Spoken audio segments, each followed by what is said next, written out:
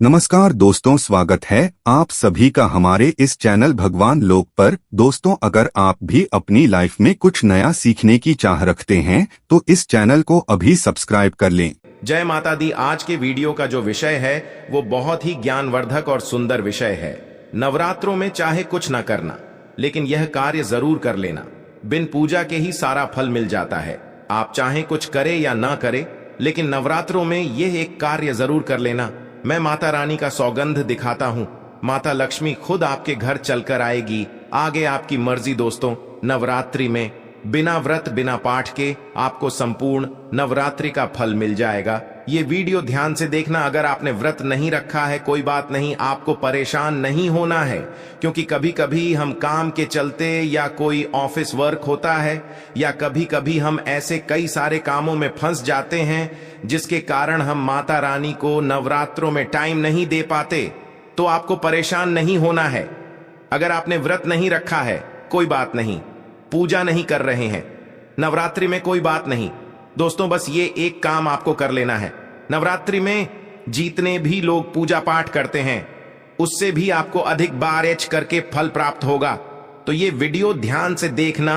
आज की जो मैं वीडियो बताऊंगा बहुत ही सुंदर है, ज्ञानवर्धक जानकारी है। इस प्रकार की जानकारी आप लाखों रुपए खर्च करेंगे फिर भी कोई नहीं बताने वाला। हमारे चैनल का मकसद है जनहित एवं जन कल्याण करना, इसलिए आप लोगों को इस प्रकार की अच्छी अच्छी जानकारी सिखाते हैं। तो आइए इस वीडियो में जानते हैं नवरात्रि में ऐसा कौन सा कार्य करने से बिना व्रत बिना पूजा या फिर बिना कन्या भोजन के सारे फल की प्राप्ति हो जाती है।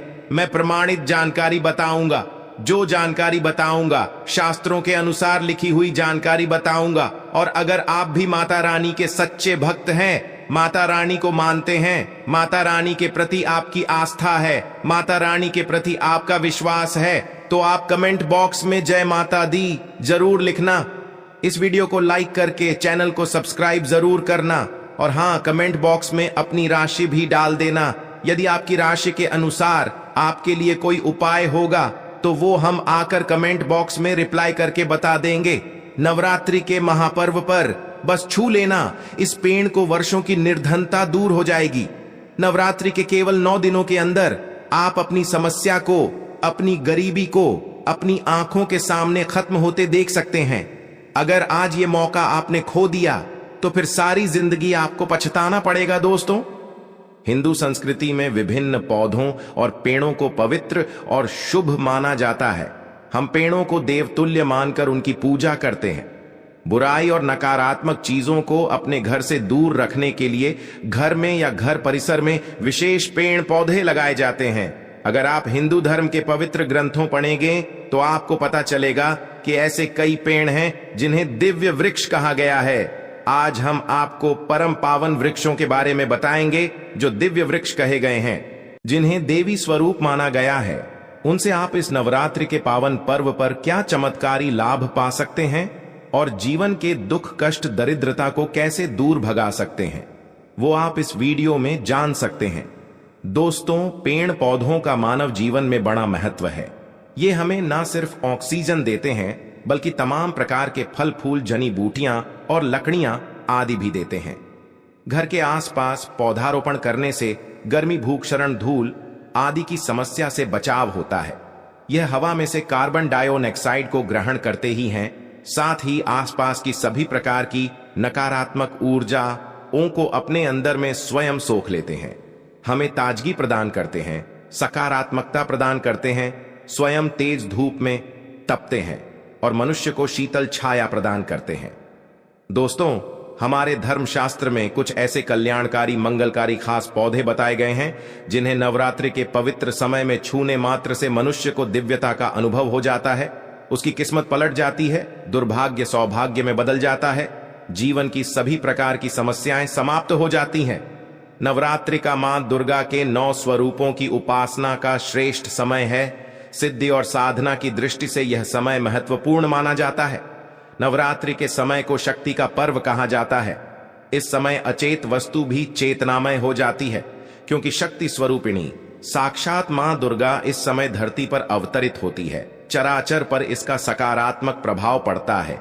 पेड़ पौधे, जीव जंतु, चल अचल हर एक चीज में प्राण आ जाते हैं, सब में शक्ति निहित हो जाती है, जागृत हो जाती है। तो इस समय दिव्य पेड़ पौधे को आप जाकर के छूते हैं तो आपके जीवन की परेशानियां, दुख, कष्ट, रोग, शोक, क्लेश, कला, हर प्रकार की समस्या समाप्त हो जाती है।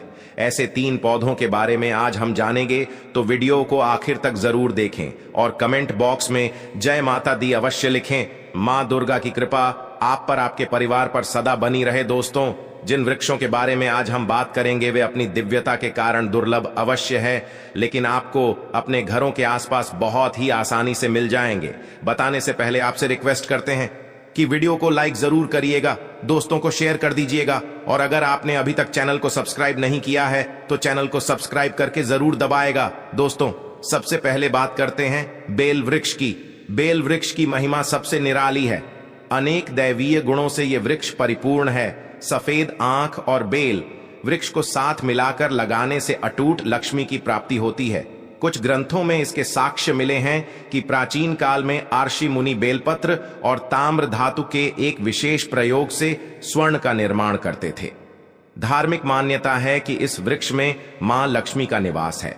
इसी कारण इसे लगाने वाले, इसकी पूजा करने वाले व्यक्ति को मां लक्ष्मी की असीम कृपा मिल जाती है। आयुर्वेद में भी इसके महत्व का खूब वर्णन है। शास्त्रों के अनुसार ऐसा माना जाता है कि माता पार्वती के पसीने से बेल के वृक्ष की उत्पत्ति हुई है। इसी कारण इसे देवी स्वरूप कहा गया है। अतः ये नव दुर्गा स्वरूप हो जाता है। बेल का पेड़ भगवान शिव का अति प्रिय माना जाता है। इसके डाली में पार्वती, जड़ में ब्रह्मा, तने में विष्णु और बाकी समस्त हिस्सों में भगवान शिव बचते हैं। मान्यताओं के अनुसार इसकी 3 पत्तियां भगवान शिव के 3 आंखों के प्रतीक हैं। यह भी माना जाता है कि इसके 3 पत्ते 3 मुख्य हिंदू देवताओं अर्थात भगवान ब्रह्मा, विष्णु और शिव और उनकी शक्ति अर्थात सृष्टि, संरक्षण और विनाश के प्रतीक है।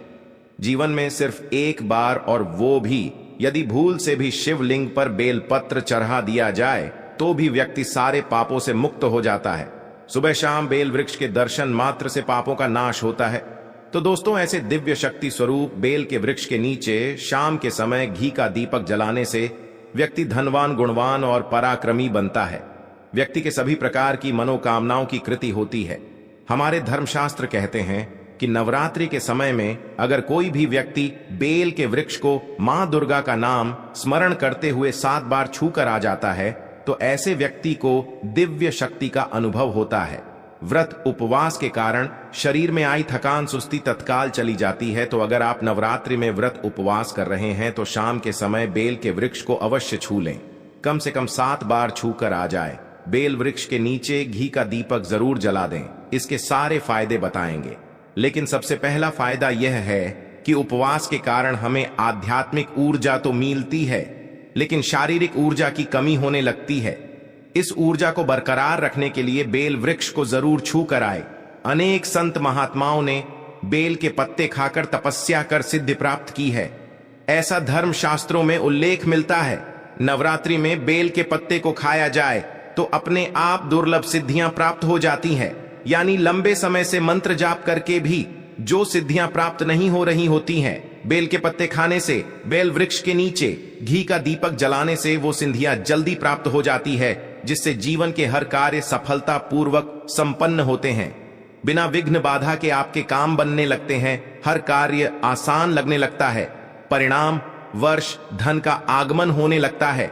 नवरात्रि में अगर बेल वृक्ष की जड़ में दूध चढ़ाया जाए तो हर प्रकार के रोग शोक दूर होते हैं। अगर सिंदूर मिश्रित गंगा जल चढ़ाया जाए तो व्यक्ति की दरिद्रता दूर हो जाती है। बेल वृक्ष की जड़ में तिल चढ़ाना सौभाग्य में वृद्धि करता है। तो बेल के 3 पत्तों को श्री देवी भी कहा गया है।